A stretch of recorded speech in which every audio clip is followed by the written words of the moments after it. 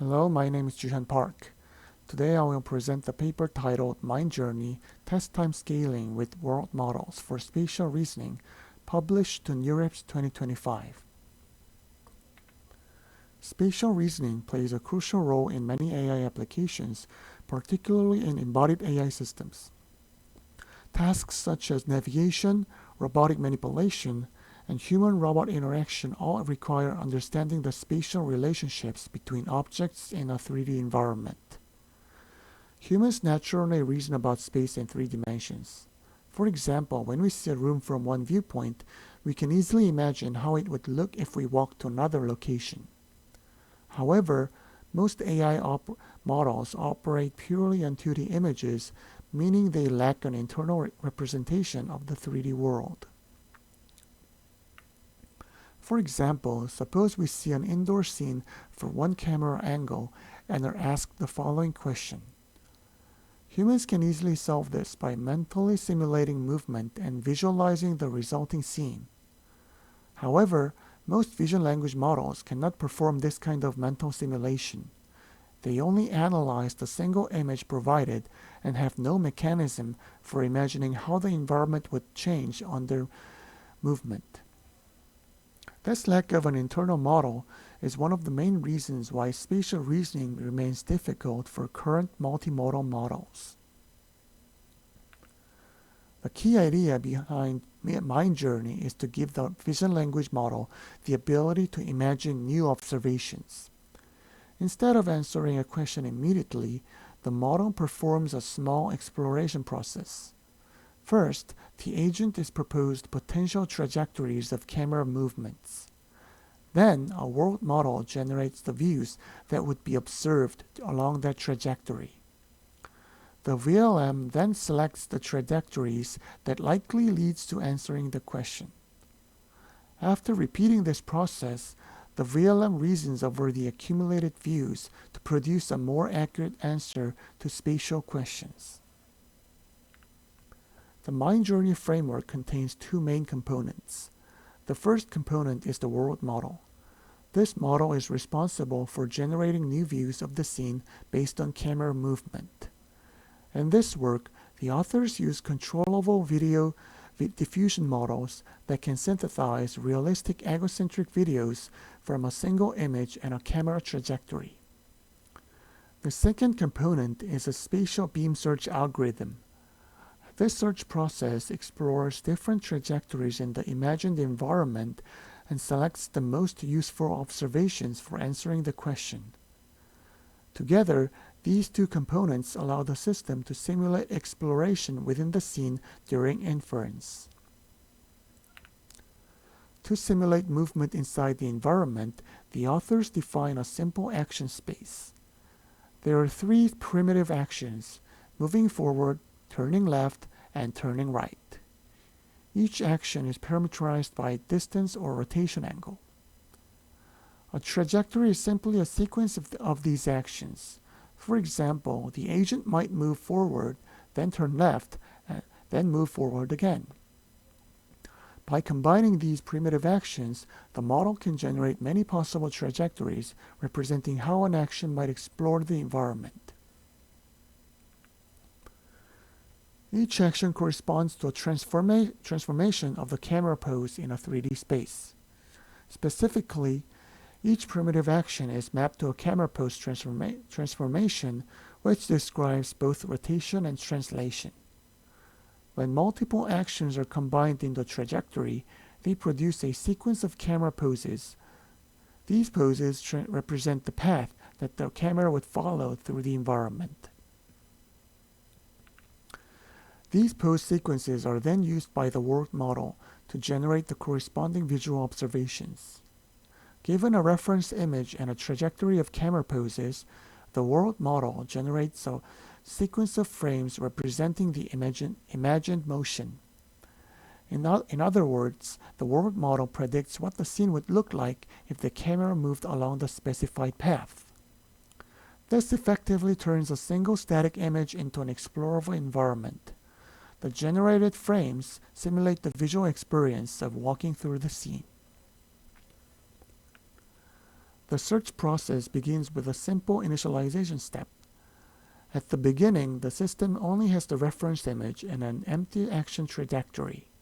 The world model has not yet generated any additional views. From this initial state, the algorithm begins expanding possible trajectories and generating imaginable observations. These observations will then be evaluated to determine which ones are most useful for answering the question. During trajectory expansion, the algorithm considers multiple candidate actions. Each primitive action can be repeated up to 3 times, allowing movements such as moving forward multiple steps or rotating several times.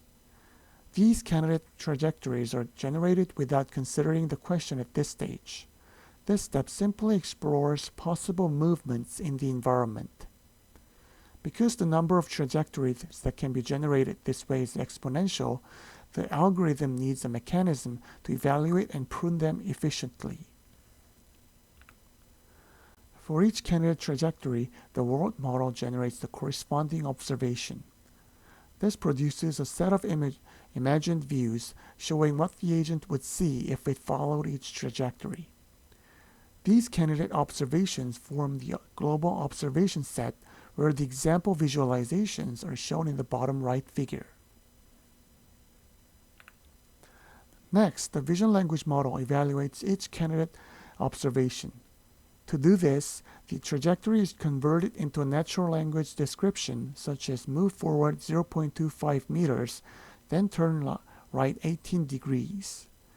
The VLM receives the spatial question, the trajectory description, and the generated image to predict 2 scores. The first score measures how useful the trajectory is for further exploration, and the second score measures how useful the observation is for answering the question. These scores are then used to prune the candidate trajectories. Trajectories with low scores are discarded. The top trajectories are kept in the beam search for further exploration. At the same time, the observations that are most useful for answering the questions are stored in an evidence buffer. This process ensures that the algorithm focuses on promising exploration paths while also collecting useful evidence for the final reasoning step. After several rounds of exploration, the search process stops. All helpful observations collected during the search are retrieved from the evidence buffer. The final VLM receives the original image, the spatial question, and the set of imagined observations. By reasoning over these multi-view evidence, the model generates the final answer. This process effectively simulates exploration within the scene before making a decision. To evaluate the effectiveness of their setup, the authors conduct experiments on the Spatial Aptitude Training Benchmark, also known as SAT. This benchmark evaluates spatial reasoning across several tasks, including ego movement reasoning, object movement reasoning, action consequences, and perspective shifts. The benchmark contains 2 splits, SAT Real, which uses real-world images, and SAT Synthesized, which uses simulated scenes generated with the AI2 Thor environment. For the world models, they use 2 types of them. First is the Search World Model, SWM, which is the world model trained by the authors. And the second world model is the Stable Virtual Camera, short SVC for short, which is a publicly available model.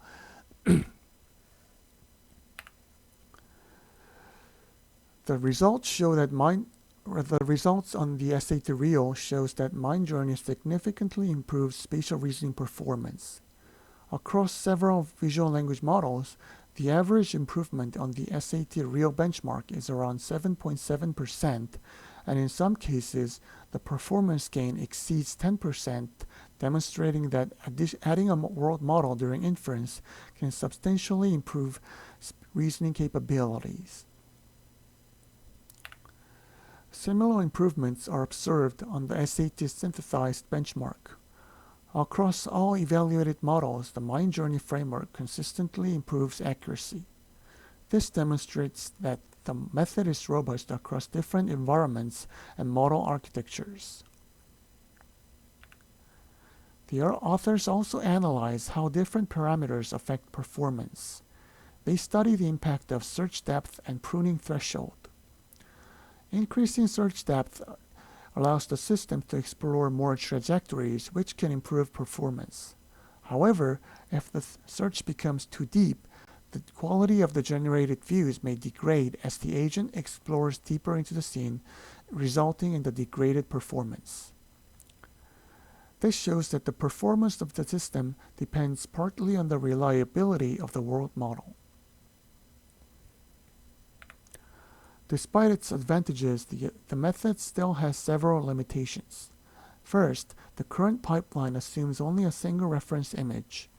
If multiple images are available, the system cannot easily integrate them. Second, the approach depends heavily on the quality of the video diffusion world model.